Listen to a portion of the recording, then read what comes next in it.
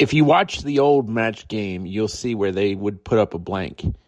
If you put up full of blank, your mind might go to a bad, profane place.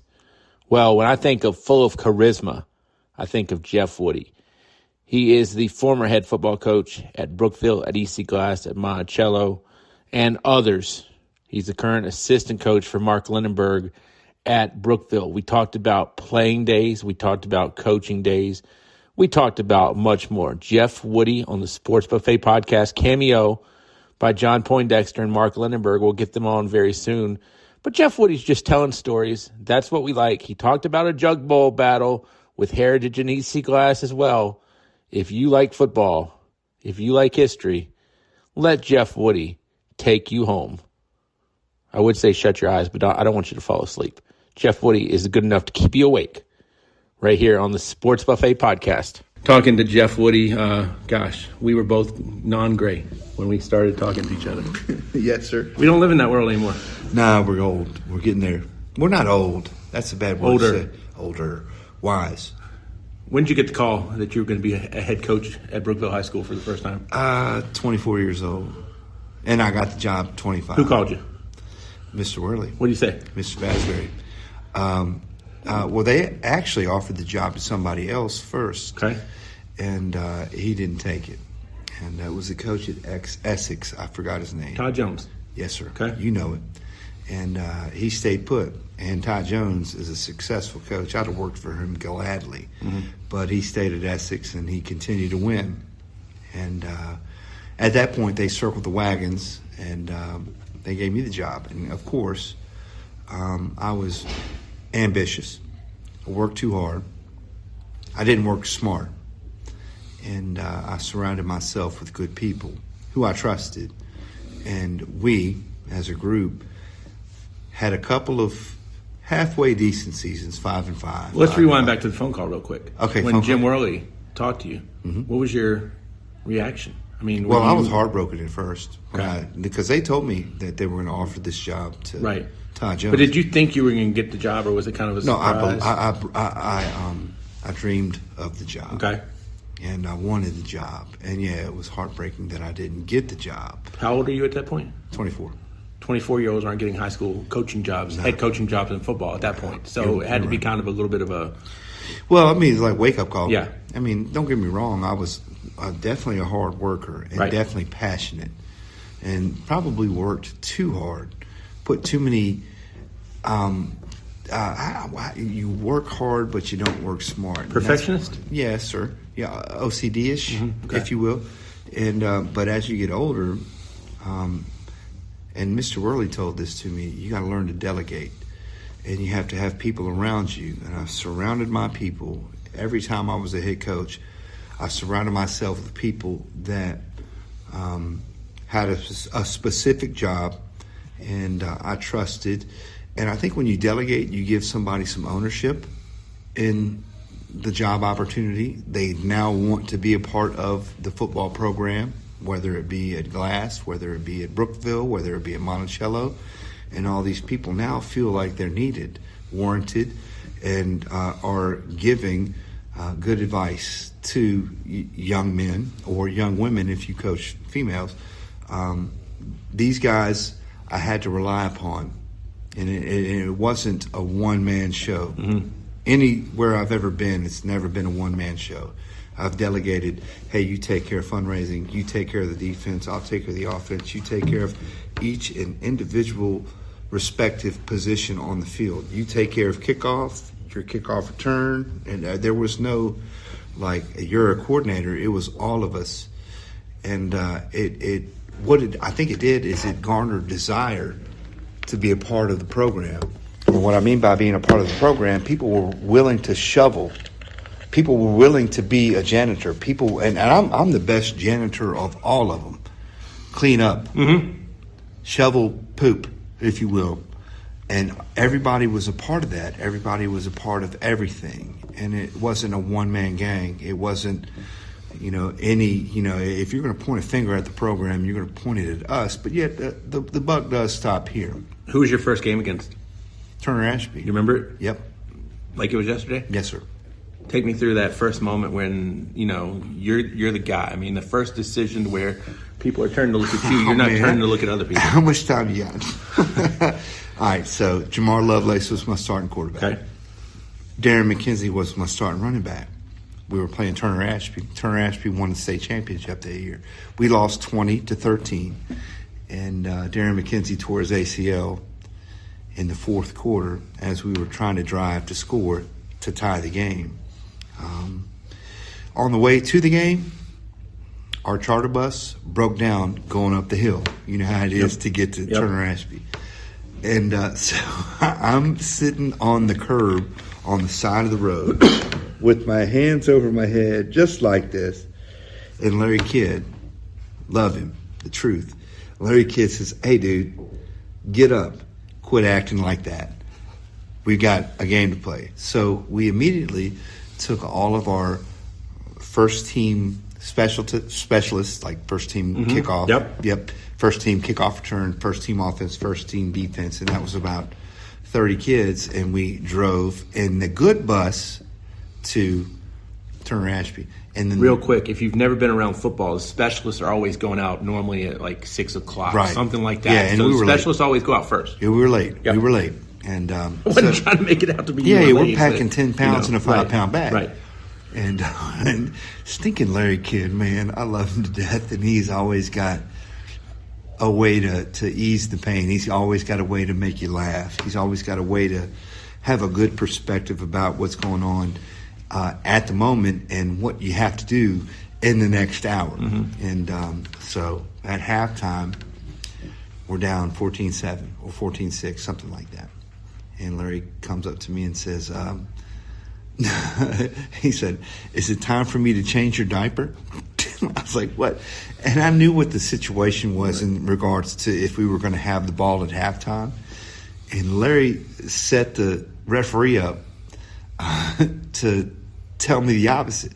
I knew we had the ball in the second half. He's like, which? And the referee came to me. He's like, which way do you want to kick? I was like, wait, hold on. And Larry's over in the corner laughing his rear end off. I'm like, man, thanks. Bless you, Larry. and that's always the way it's been with him. He's always ahead of the game. He's always one step ahead in the thought process. He was a great AD. He was a great defensive line coach. He was a great help to me. He had head coaching experience, too, absolutely, way before he got to you. Yeah. What's your reputation as a coach? I'm a player's coach. Okay. I think the players will see me run through a brick wall, and henceforth they'll run through a brick wall. Now, it takes some time to cross the bridge. It takes time to earn that respect. And it gives me a minute, and I'll get their respect. It took me a minute here when I first started. It didn't take much time at Monticello. They were really good from the start. But you got to believe in the coach that you're playing for. And we had a lot of good athletes, and I had to share the wealth. There's only one football, and everybody wanted to touch it. And I developed an offense that would get the three good running backs the ball in their hand at times, and the good wide receivers the ball thrown to them at times. We were a really good football team. That was one of the best football teams I've ever coached. I mean, I would say equal to the state championship teams that I coached at Brookville. Injuries prevented success. I mean, I had 6 guys that were college bound get hurt in one year, and we still lost to Northside by 3 points, and Northside ended up winning the state championship. Very good Northside team then. Absolutely. Bert Torrance coaching them. They're He's true too. Very good. Yeah. When I started broadcasting again, you were at EC Glass. I was broadcasting for Heritage. My thing about thinking about Jeff Woody is, when's the trick play coming? So Yes, a lot of people, I don't want to say call you the Mad Hatter, Yeah. but when's the trick play coming? First play of the game. Well, I remember that one year in the Jug Bowl, I think it came late. That late. was one of the greatest games I've ever coached. That's the greatest game I've ever coached. Talk about that one. What year was that again? Do you remember? 14. Yeah. Okay, go ahead. 14. That was Bradley versus Woody. That was Heritage versus Glass. That was in the middle of the day, which is different. It was a Saturday. Yes, sir. Yeah. Yes, sir. And the whole town came out to watch, as they should, because that's a heck of a game to watch. Anytime EC Glass plays Heritage, there is kind consanguinity. What I mean by consanguinity is blood related. Right. You know what I mean? You got Right. brothers. Yep. You got brothers playing against each other, and there's lots of respect on both ends. There's the motivation to work hard in the off season because you know that game's coming up. And man, we started off. George White was the quarterback. We started off in bad shape. Score was 35-14 at halftime. And we weren't playing bad. We needed something to spark us. We needed something good to happen. And Mikey T, who's the illest, Mikey T is the illest. I'm going to leave it at that. Y'all figure it out. That's, Mike Thomas, if I'm not mistaken. Yeah, Mike Thomas, yeah, Mikey T. Okay. Yep. The very first play of the second half, he blitzes through A-gap and just pummels the quarterback, and that was the spark. Mm-hmm. And once we got that spark, things started rolling. Defense started playing better. Offense started moving the ball. And George, with his arm, started hitting the dot. He started throwing touchdown passes. And, man, I think it was like a minute and 39 seconds left. We were down 42-35, and we called the hook and lateral. Mm-hmm. We motioned somebody across. I think we're on like 3-yard line. Yeah, I was gonna say you're deep in your own territory. we got 98 yards to go to score, and the first two plays, crap, and then the third play, let me go ahead and throw the hook and lateral in there. I mean, we throw it all on the line. Right. I anteed up. I put all my chips in, and sure enough, the ball was tipped by the outside linebacker from Heritage. I don't know what his name was. Deuce? Maybe even Deuce. Okay. And then, so Deuce tipped it, but Lavari, number 3, caught the pass and flipped it to Tayon Mosby. And he is tiptoeing down the sideline. I don't know if he went out. Some people say he did. Referee didn't say he did. So we're he didn't go out then. Yeah, he didn't go out. And he scored a touchdown. 42-42, tie. And the very next play, damn Bradley, he throws that post pattern, and he beats Eli Wood over top. Mm-hmm. Eli Wood is a star. University of Virginia. Yeah. He caught the touchdown in the championship game against Duke, but he's gone. He's leaving UVA. He's going to Utah State. Okay, I couldn't remember. I get my me too. people mixed up going to Rice. Yeah, me too. Yeah, it could no. Yeah, Rice was up Davis, there. Yes. Davis Lane was going to Rice. Yes. To play for a former adversary. Yep. Scott Abell. Abell is the truth as well. He's a great coach, and he beat me a whole lot more than I beat him, but I got him once. In your face, Abell. That was a big time. That was my first year coaching. They were good. They were real good. They were like ranked 29 in the nation or something like that. Yeah. And nobody expected anything from us, but we, the hard-nosed, right. the what I try to instill, believe, next play mentality. But, so going back to the story. Yes, please. They beat us deep. Heritage throws the post, scores a touchdown, and there's not much time left. They're up 49-42. And then we get into a 5-wide set with George White with the ball in his hands, and he is Brett Favre in it. He looks like Drew Brees out there. He is throwing nothing but dots. Mm-hmm. He's very cerebral. He knows where the spot's going to be open. And we throw a post again to Tayon Mosby, who had just scored the touchdown, the 98-yard hook and lateral. And he catches it right across the middle. And it would have been probably a 40, 45-yard gain. But it would have gotten us closer to the end zone with a chance, with time winding down. And we're talking about under 30 seconds at this point. But while he's catching the ball and he's making moves, and the safety, I forgot his last name. He's a good ball player. I know his dad too. But he swatted the ball out Tayon's arms, and it was a fumble, and Heritage recovered it, and the next play was a knee. And then Tayon, I love him to death. There's no, coaches yell and whatnot and think that I'm yelling at a player and that's going to fix the situation. Nah. You know what he wanted to do? He wanted to win. Mm-hmm. I wanted to win. He did the best he could possibly do, and he made a mistake, as we all do. And I had to hug him. Look, dude, come here. Let me give you a hug. It's all good. It's all good. Thank you for your for leaving your feet to make a play. Thank you for wanting to do the best you could do. I'm proud of you. And then, so what's the speech after the game? Everybody's feelings are hurt. You know what I mean? Everybody wants to win. And, what's the coach say after a game that may have been the greatest game in EC Glass versus Heritage history? It's a Jug Bowl. Yeah, damn, absolutely. You can say damn if you want to. Damn. Jug Bowl is different from EC Glass versus, Brookville. Brookville, whoever. Yeah. You get where I'm going. Yes, sir. It is definitely it's like England versus the United States if you're playing soccer. Yep. I mean, that's brothers fighting against each other, playing against each other. Auburn, Alabama for absolutely college football. perfect. Duke, Carolina basketball, all that type of stuff. Absolutely. Yeah. I mean, it's only like a half mile down the road, and you see them every day. 100%. People at the barbershop talking about it. I mean, absolutely. Yeah. And wager. If Woody loses, Woody's an idiot. If Bradley loses, Bradley's an idiot. I mean, that's how it went for people. Yeah. What's the post game? Well, hey, I'm proud of you. Don't everybody in the locker room. Yeah. Don't hang your head. Leave here, chin up, chest out, and you represented the blue and white to the best of your ability. This is Midtown. Y'all put on a show. Midway? Was that midway through the season at that point, or was it? It was midway. It was game 5. Okay. It was game 5. Mm-hmm. Still had a lot of season. Yeah. Too. We ended up 9-1. Yeah. The story's not been written of how far EC Glass will go. Yeah. But the Jug Bowl is different because if you lose that game, so much passion. It's so much. Like you can throw records in the trash can. Right.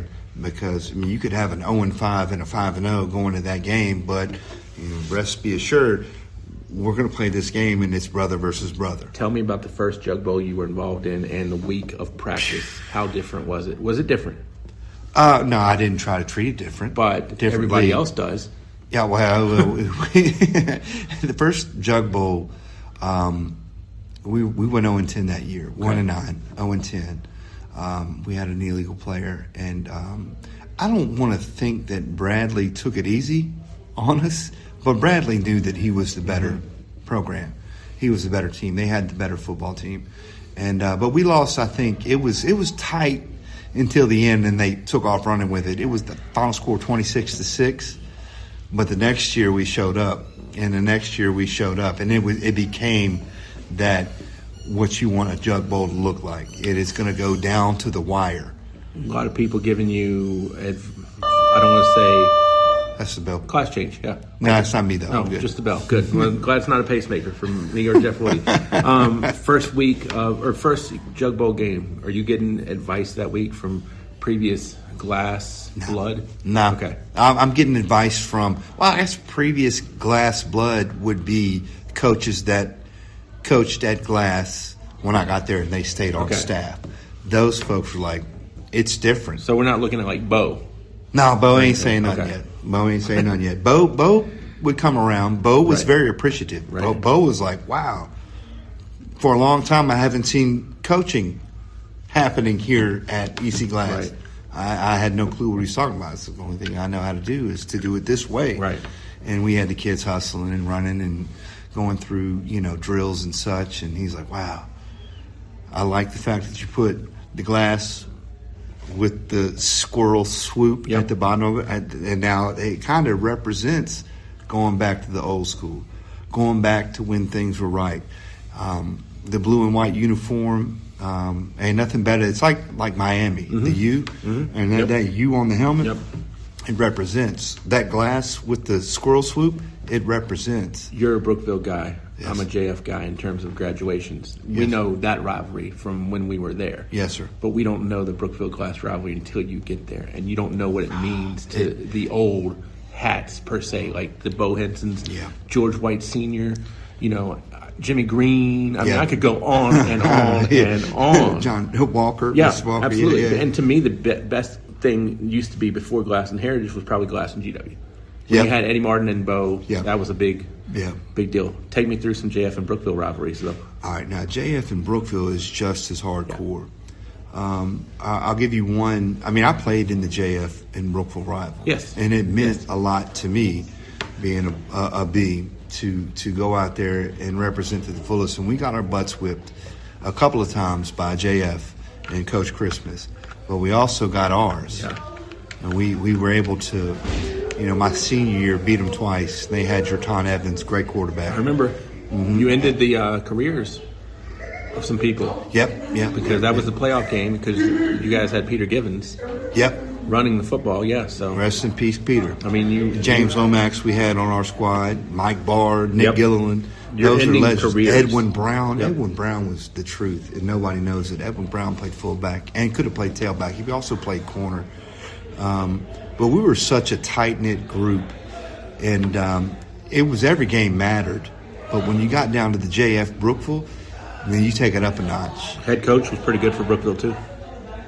Lineburg. Mark Lineburg, yeah, absolutely. Yeah, and that's a young Mark Lineburg. Yeah, he's young. Yeah, he was young. He was dedicated. Yeah. I mean, you knew he bled football 24/7. Yep. He was helpful to all of us. Mm-hmm. He gave us whatever we needed. He was a good earpiece. What Lineburg has that's better than any coach that I've ever had is he's got 2 ears, and he's got 2 eyes, and he's got 1 mouth. So he gets all of this information by listening and watching. And what he says comes truth. And so if you have a problem, he's not going to, without listening or seeing you, he's going to listen and see the situation before he makes an assessment. And that's why he was the superintendent. Yeah, absolutely. 3 times, 4 times over. Yeah. Lineburg's my savior. Lineburg's a great friend of mine. I look at him as an older brother, and he gives good advice to me too. He listens to the situations that I'm involved with, just like he does every player on the field. He is a compassionate person. He is what do you call it? Hold on.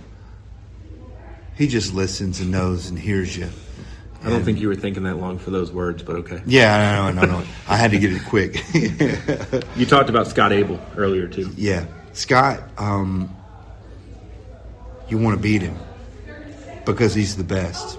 He always had the strategical offensive game plan, and he had the athletes to run it, and defensively the same way. He could stop whatever you were trying to do. We beat them that year 14-7, and we threw 2 fade routes. And we got lucky and caught 2 fade routes in the end zone. And we were on time. Coach Schmidt, the defensive coordinator at the time, dialed in the defense, and we stopped their game plan. Our game plan going into that game was, all right, we got to run a trap, we got to run an off-tackle lead, we got to run a dive. And nothing other than that, and then we're going to throw fades. And Austin, what's his name? Come on. Austin, he went to Hampton Sydney. He started as a freshman. He caught a fade route. Cody Rich caught a fade route. That's 2 touchdowns, and we were able to hold him off and beat him 14-7. That was my first year here. That turned the tide of the program. And I respect Jamar Lovelace. He was the defensive mastermind. He was like the quarterback on defense, and he would get people right. We were all scrappy. Mm-hmm. We all had it in our blood. We refused to lose and shocked the world in a sense, and then we turned the program around in a sense. And that's what turned us around. What's up, John? That's a pretty good guy. Yeah, he's a great one to have too. Football player, yeah. John Poindexter. Yeah, he didn't want to see me on the field. I knew that. You probably didn't want to see him on the field. Yeah, I don't either at all. Because John, I'd have folded you up like a lawn chair. Come on, John. John, you got to be on the. He talking outside his head now. We'll get him at some point too. He's got stories. Yeah. Everybody's got stories. But I don't think enough people. John. Yeah, recognize. Yeah, go ahead. I don't think enough people know how good the players before, like an Anthony Poindexter, was. That dude shared the same house. Oh, John. And he was a very good football player. He was magical. Yeah. Great feet, very coachable. He took that wishbone offense and made it. He made Bob Christmas's offense flourish and nobody knew about it yet. And Bob Christmas was kind of new. John got the quarterback job. That thing took off, and he was good at reading and giving and holding, and like he would put bait on the hook, and he would reel it back in. And now he's gone down the sidelines. John was good. John was smart. He was a better baseball player than he was a football player. Do you remember your most important win or your most important loss more? Or do you want me to reword the question? No, I hear you. I'm listening. I'm thinking. The most important win to me would be 2011, the state championship game where we kicked the field goal to win. Gutierrez. I'm going to give a shout out to him. Uno Mas, really good restaurant down there on 5th Street, right across from the store. Great food. You're not trotting kickers out to win games at that point. No, No. You want to score a touchdown, but he was one to rely on. And I'm not hating on kickers when I say that, but it was just a different. Gutierrez game. He hit like 4 or 5 game-winning field goals that year. Well, in his career, he kicked the field goal to beat Heritage. His year before that, he kicked a field goal to beat Northside. He kicked a field goal to beat James Monroe. This dude was a machine. And, sometimes kickers have specific mindsets. And you're like, all right, he's a kicker. Let me get out of his way. He's crazy. Quirky. Yeah. Quirky's a good way. Yeah. No, he was a winner. He relied. I could rely upon him, count on him. He was solid. And, and he had a cannon. And he would also put it in the end zone on the kickoff all the time. So Gutierrez is his man. Uno Mas. Go check it out. What's your worst loss as a coach? All right. I was at Monticello. And this is when I had left Brookville. It was my first year at Monticello. And I told you I had that Monticello team was one of the best that I ever coached. We were playing Albemarle. And we were the better team, but they were bigger. They were a Division 5 team. We were a Division 3 team. They had bigger athletes, stronger athletes, and they had a good coaching staff as well. Don't get it twisted. They had a good game plan, and they muscled us. They ran the stretch on us all day. Well, we had a trick play that we ran wide open. Wide receiver drops. You ran a trick play? Of course. What you thought this was? So we ran a trick play, a fake reverse, and passed it wide open, dropped it. And then later in the game, we were in a situation where it could have been tied 21-20. We lost, I think, 21-20. It could have been 21-21, gone to overtime. We missed the extra point. I didn't have Gutierrez. And so we lost 21-20. And we went 9-1 that year, but that was heartbreaking. Right. It was demoralizing. We couldn't – I wanted to do some things, but I couldn't do some things because we weren't ready for that situation. And that's my fault as a head coach. Like I wanted to get a 2-minute drill rolling, and we weren't ready for the 2-minute drill like I wanted it to be.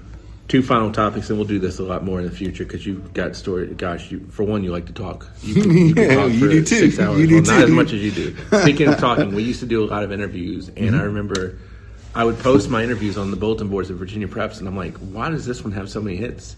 You know which one I'm talking about? Brooklyn Richlands. Yeah. We're in the middle of nowhere. Yeah.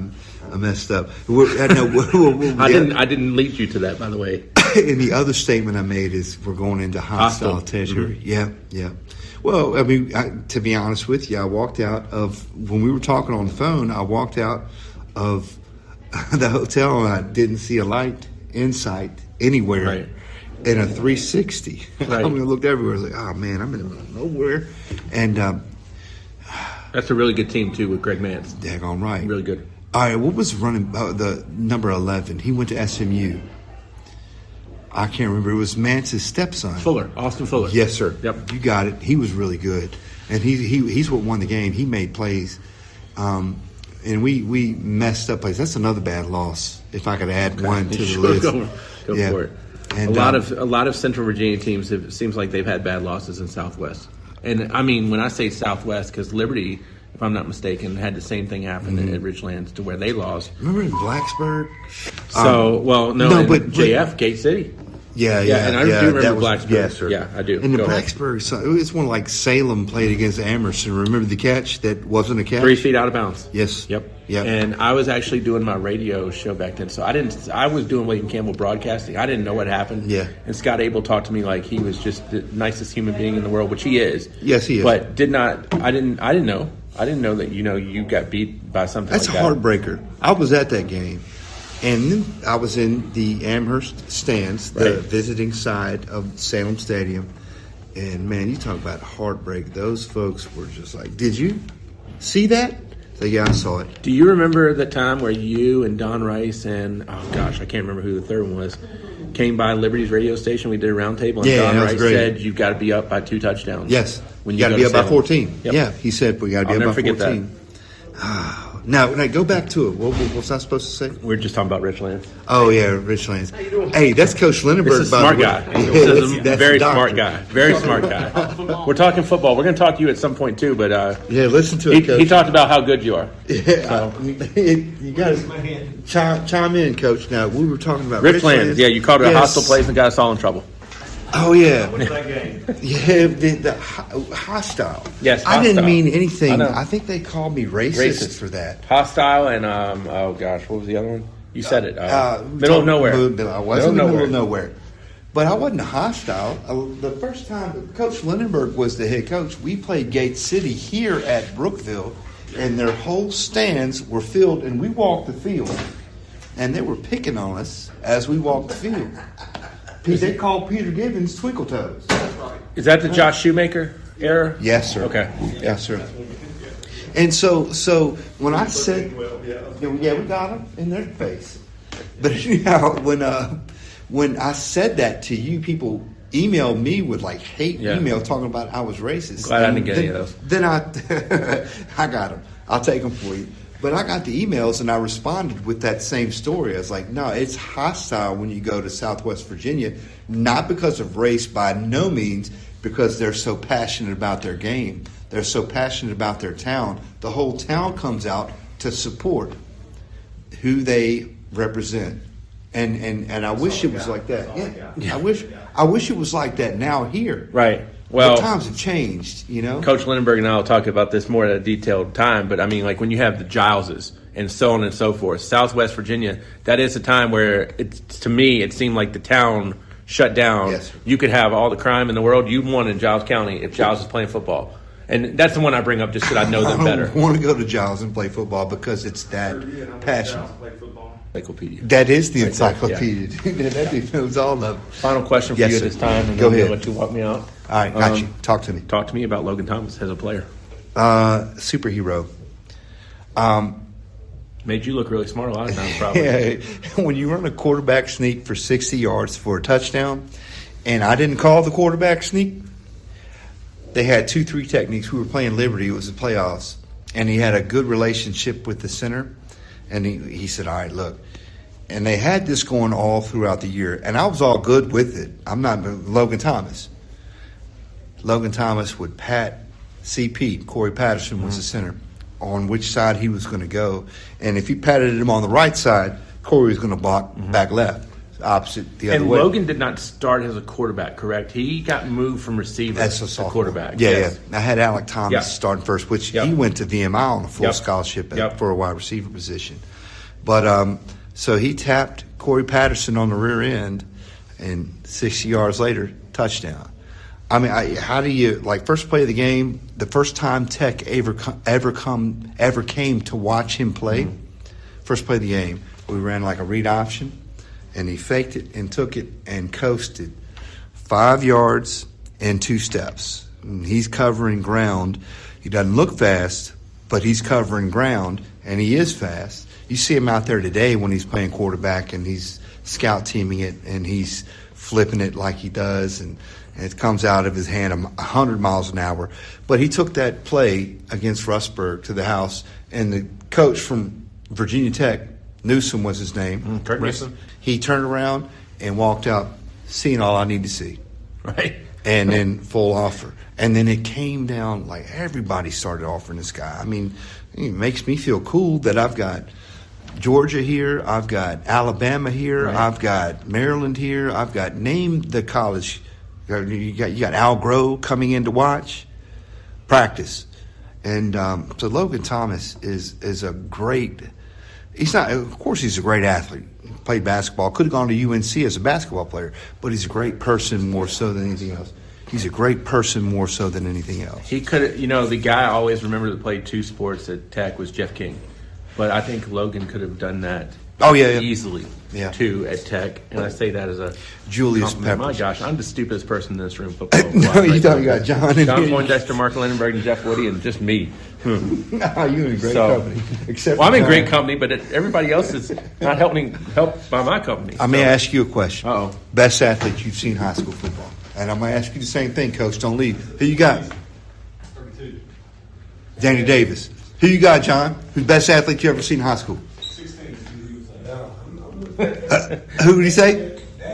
Danny Davis, 32. I never saw Danny Davis play. I never saw him live. I wish I had, because of all the people out here stories. Because I Legend. mean, even if you go to Rustburg High School's athletically got a monstrous class in terms of great athletes, Yes. boys and girls. Yes. But when you ever ask somebody who's the best athlete at Rustburg, and somebody spouts Danny Davis off in 5 seconds, I don't know what else I need to know. From there. All right. So to me, I'll give you this. I'll give you 3. Vic Hall. Okay. I'll give you O.B. Blake. Okay. Former Liberty quarterback. Yep. And Logan Thomas. And Kyrie Coons. Logan came, I think, too, at a time where quarterbacks were changing to where it wasn't just your drop back pocket. Yeah, and I'm not trying to knock Logan when I say that. You're not dropping back 5 you look steps. at Vic, you look at OB, you look at Logan. Yeah. They could throw. Right. But they could also. That's kind of where we hit the Michael Vick Yes, time sir. frame of Yes, sir. quarterbacks. But, you're not your pocket versatile. sitting there. Because I remember when you guys were here, Jeff Landrum. He could run. But Jeff Landrum's not known for tucking it down and going. Yeah. Now high school's always been different because I think your quarterback's been expected to get us. That's the old fire drill.